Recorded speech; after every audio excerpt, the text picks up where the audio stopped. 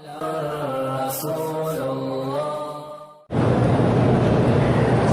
اونٹ کے پیشاب کا جو مسئلہ ہے نا، یاد رکھو یہ بالکل حدیث میں ہے، ٹھیک ہے۔ مسئلہ یہ ہے کہ کچھ لوگ آئے تھے حضور کی خدمت میں،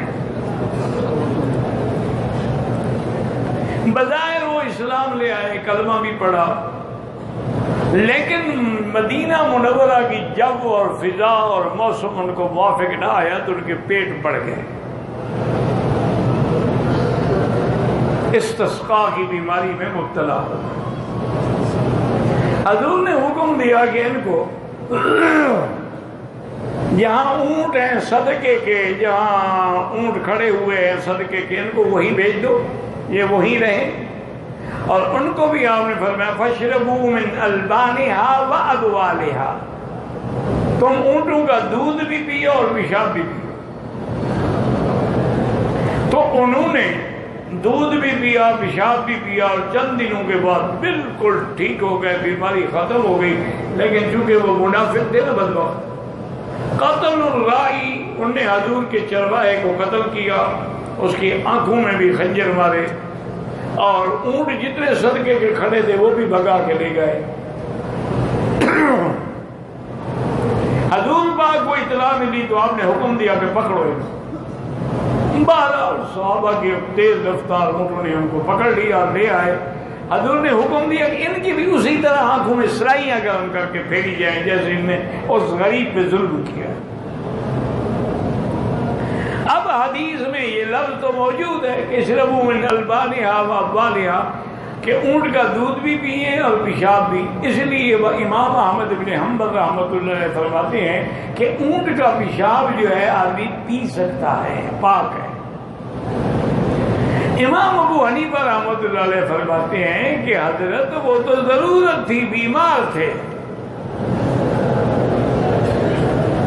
مرض میں اگر کوئی پیے، جیسے آج کل اللہ نہ کرے کسی کو ہائپرٹائٹس ہے، اس کا علاج بھی یہی ہے، اونٹ کا دودھ اور اونٹ کا پیشاب۔ تو بطور دوا تو پی سکتا ہے، لیکن وہ کہتے ہیں میں پاک نہیں کہتا ہے۔ بہرحال حنابلہ کے نزدیک وہ پاک ہے، اور احناف کے نزدیک بطور علاج پی سکتے ہیں، واللہ اعلم۔ زوج اقبال صاحبہ دبئی سے پوچھتی ہیں کیا بخاری شریف سے یہ ثابت ہے کہ اونٹ کے دودھ اور پیشاب پینے سے کسی بیماری سے شفا ہوگی؟ کیونکہ کسی نے بتایا ہے کہ کینسر کا علاج اس طرح سے کیا جا سکتا ہے، تو کیا یہ جائز ہوگا؟ وہ قبیلے کی شاید کہانی صحیح ہے، بخاری میں رسول اللہ صلی اللہ علیہ وسلم سے یہ بات روایت ہے، حدیث ہے کہ آپ صلی اللہ علیہ وسلم نے، عرانیین قبیلہ تھا جی، ان کو پیٹ کی بیماری ہو گئی تھی، تو آپ نے ان کو اونٹ کا پیشاب پینے کا حکم دیا۔ اشربوا من البانہا و ابوالہا، ایسے الفاظ ہیں کہ اس کا دودھ بھی پیو اور پیشاب بھی پیو۔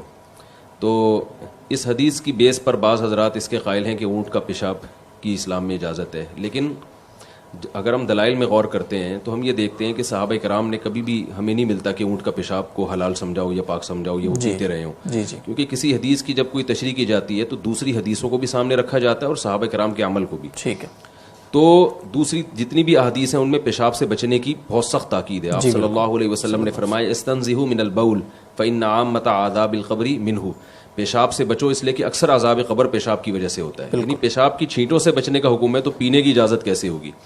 تو ہم دیکھتے ہیں کہ اس کے علاوہ بھی کہیں بھی آپ صلی اللہ علیہ وسلم نے کسی صحابی کو نہ پینے کی اجازت دی، اور نہ صحابہ کرام میں ہم یہ دیکھتے ہیں کہ وہ اونٹ کے پیشاب کو پیا کرتے تھے یا کچھ جائز سمجھا کرتے تھے، بلکہ جیسے دوسرے پیشاب سے بچتے ہیں اسی طرح اونٹ کے پیشاب سے بھی بچا کرتے تھے۔ اس وجہ سے کہ خاص طور پر علماء حنفیہ کے نزدیک جو اس حدیث کی صحیح تشریح ہے امام حنیفہ کے نزدیک، وہ یہ ہے کہ یہ قبیلہ عرانیین کے ساتھ خاص ہے۔ آپ صلی اللہ علیہ وسلم کو بذریعہ وحی علم ہو گیا تھا کہ ان لوگوں کی بیماری جو ہے اس کی شفا صرف اونٹ کے پیشاب میں ہی ہے۔ صحیح۔